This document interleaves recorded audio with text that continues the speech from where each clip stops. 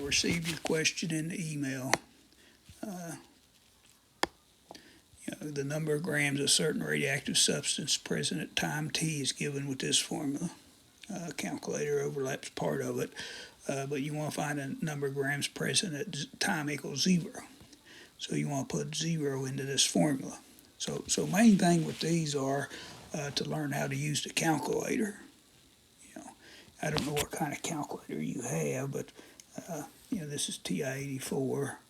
And so how do you type this in? That's really the big question. So of course, hit 300 and times. Then you need this, scientific calculators have an e to the x button. If you look real close here, that blue there, that's e to the x. So you hit second, e to the x. Then, you need to put a parenthesis since there's two items here. You type negative 0.007 times 0, close parenthesis. Then if I didn't hit enter, but if you hit enter, it'll give you the answer and you round, there's hundredths or two places. Now I can do this one in my head. I'll do that in a second. Then you want to repeat this for that's what 900.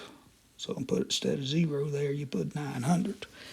Since it's 0 though, 0 times anything is 0, and so this would just be 300 e to the 0 power, because this product here is 0.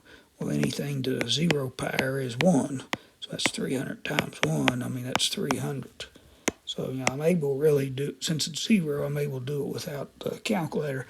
Now I cannot do the 900. I'd have to punch that in here. So I'm just providing instructions on how to, I'd have to know what kind of calculator you have to provide instruction for your particular calculator. Hope this helps.